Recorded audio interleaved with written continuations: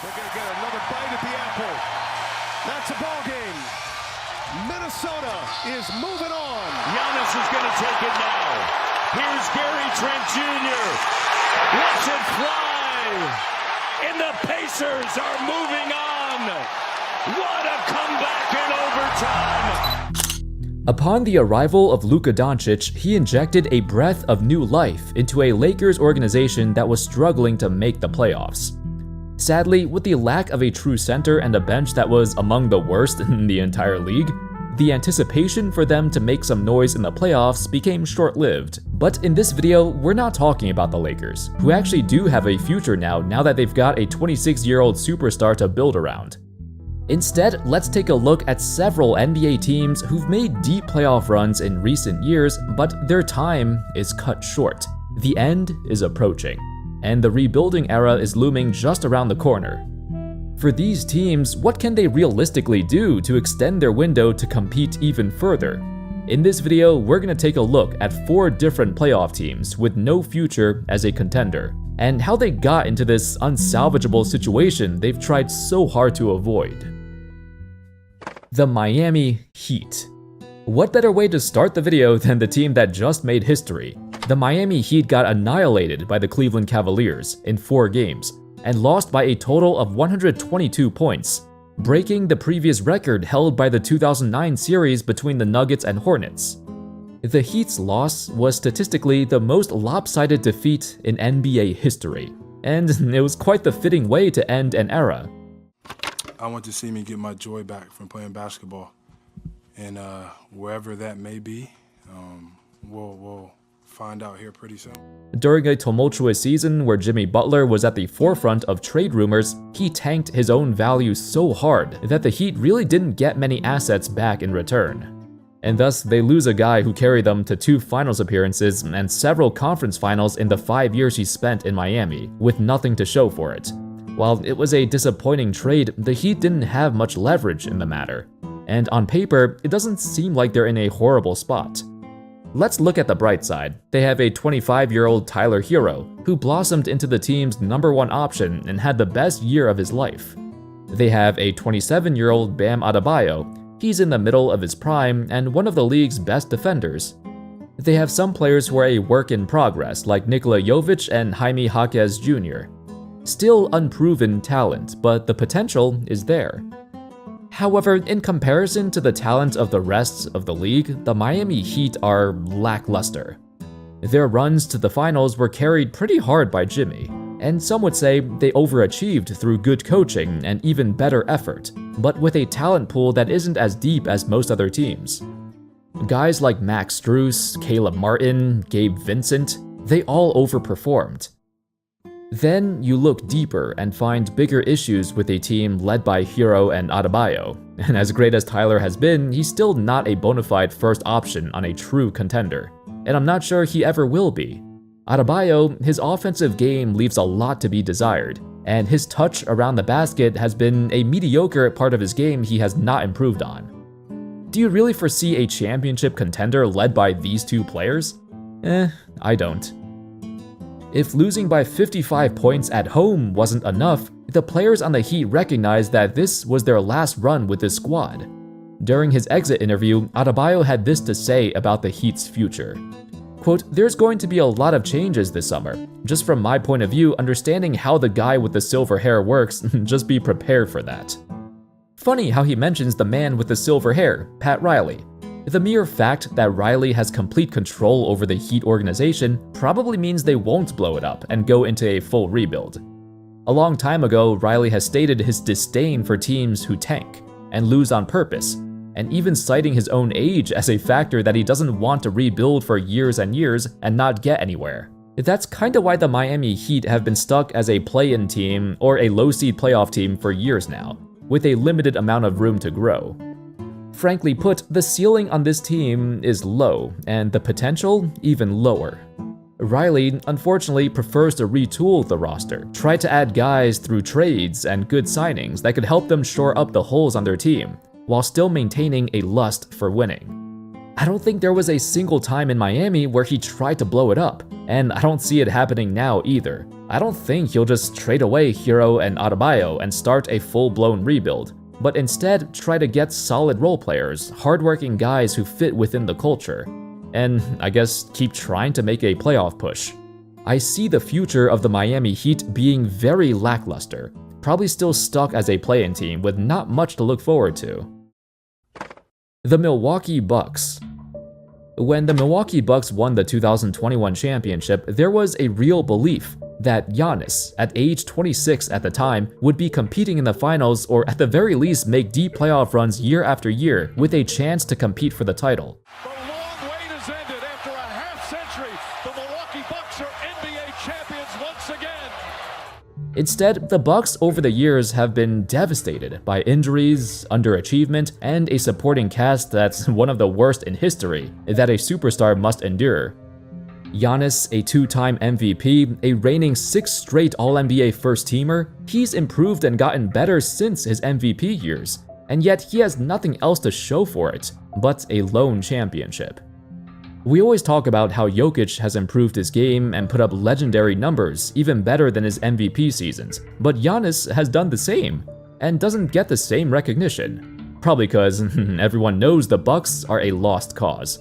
And with the hiring of Doc Rivers on January 26, 2024, they went from a lost cause to a complete laughingstock. But let's break down how bad their future truly is. First, as of the 2024-25 season, they had the league's second oldest starting lineup, with an average age of 32, their youngest being Kyle Kuzma, and that's the second problem. They have Kyle Kuzma. The third problem, just look at their draft pick situation. They don't truly own their own draft pick until 2031. Well, they technically own a 2026 or 2030 pick, but it's conditional in the sense that they could lose their spot. And basically, what this means is the hope of finding the player they want in the draft is very unlikely, and they'll have to resort to trades and signings to salvage whatever is left of Giannis's prime, if he stays in Milwaukee, that is. The fourth problem is Damian Lillard's injury. After such an incredible comeback post-blood clot, the Bucks were anticipating Lillard as the man who could inject some life into the series against Indiana. But immediately upon his return, he tore his Achilles. He's putting no pressure on that foot, so not a good sign here from... At nearly 35 years of age, this is an injury he might not ever recover from. It's sad. This might be the last time we see Lillard in an NBA jersey. But in addition to that, Lillard's $56 million salary will be basically dead weight. They can't trade him with a torn Achilles, and he still takes up an exorbitant amount of cap space. At the very least, perhaps they could apply for the disabled player exception. But even that doesn't free up enough space to make some real moves to improve the roster. For a while now, it seems like the Bucks should have blown it up and went younger. But due to a myriad of injuries suffered even by Giannis himself, they were biding their time. Now, time is running out. The Bucks are quite lucky that Giannis is the most loyal superstar of all time, and they've done so much for him and his family, despite the disaster they surrounded him with. On the other hand, there's still time to blow it up and try again, while keeping Giannis. Giannis, at 30 years old now, he ain't young by NBA standards, but he also has shown zero signs of slowing down. What other choice do they have anyway? If Giannis does demand a trade, it's over, regardless. The Los Angeles Clippers. Denver dominates Game 7, and it's on to the second round for the Nuggets. It seems like we've been saying this for a while now, that the Clippers should blow it up and start over, instead of constantly putting a band-aid on their situation. But ever since Steve Ballmer took over as the owner, he poured loads and loads of money by signing superstars who are past their primes, or habitually injured, or both. Still, for about 5 years, their goal remained the same: compete and win the championship. Funny enough, their best year was probably the first year of the Paul George-Kawhi Leonard duo, the 2019-20 pandemic season, where the entire debate that season was who should be the championship favorites, the Lakers or Clippers. This was also the first time in history both LA teams finished in the top 2 of their conference. And so, the anticipation for this matchup in the Western Conference Finals seemed like destiny. Fate brought them together. Just kidding. The Clippers did what the Clippers usually do. They blew a 3-1 lead in the second round. And ever since then, it's been misfortune after injury after misfortune. The Clippers spent half a decade desperately trying to hold on to the remnants of this era, when in reality, they should have pressed the reset button a long time ago and rebuild from scratch.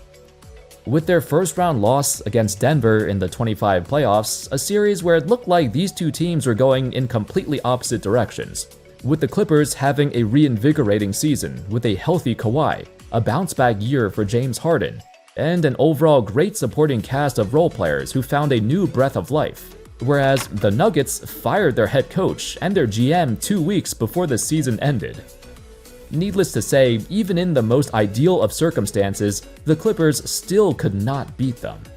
Alas, with their superstar duo way past the years of their prime, the Clippers' future is in shambles. While their draft pick situation is not great, it could be worse. I mean, in 2025 and 27, they either have OKC's pick or a potential pick swap.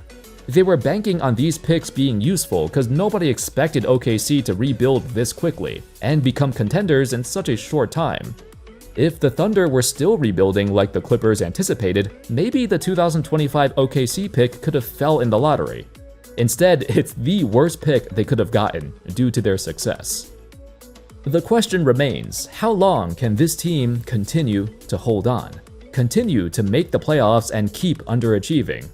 When is it time to call it quits and start over? The Golden State Warriors. Upon the arrival of Jimmy Butler, Steph Curry looked at Draymond and said, "This is it. This is our last dance." Immediately, Butler revitalized the Warriors' offense, and they went from a below 500 team to a legit contender. They ended the season on a 23-8 run with Butler and stamped their place in the playoffs. Sadly, I don't think Steph envisioned their final dance to include a hamstring injury that resulted in the Warriors losing 4 straight games and getting knocked out early. On one hand, the Warriors faced a premature exit, and I can imagine the frustration and hunger to get back to the playoffs and compete for the title once again. On the other hand, after getting Butler, they have the oldest starting lineup in the league, and they're going to be a year older next year. The Western Conference is now filled with young, hungry, motivated teams, with a level of tireless energy that the Warriors simply could not meet. On paper, their plan is quite simple and obvious, and they have it planned out already. The contracts of Curry, Butler, and Green all expire at the same time at the end of the 2026-27 season, which means they still have 2 more years to compete with this trio. That's 2 more chances at the championship. And afterwards, their rebuild will likely start. All 3 of them will be approaching 40 years old, so it's also likely retirement is just around the corner. In addition to age, they're also working against health and a supporting cast that's been quite volatile for much of the playoffs. Buddy Hield specifically is one of those guys who can absolutely carry a team to victory with his shooting, but also completely vanish at the most pivotal time. The rest of their young guys, Kuminga, Podziemski, Moody, I don't know, you can't rely on any of them to maintain a consistent level of play, which was obvious in their series against the Rockets and Wolves. So not only is their current core fading into retirement, but they don't have a surefire group of young players to build around. They spent years trying to develop these guys, but the results are still kinda dicey.